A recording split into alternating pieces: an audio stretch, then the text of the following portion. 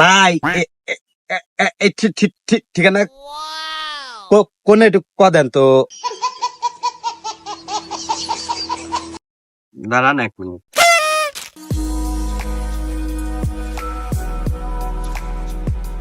সোজা যাবেন, সোজা ডাইনে যায় একটা মোড় আছে, মোড় থেকে আবার বামে যাবেন, বামে থেকে আবার ডাইনে যায় আবার সোজা একটা বাজার আছে, ওই বাজারের পাশেই আপনার ওই ঠিকানাটা। ঠিক আছে, ধন্যবাদ।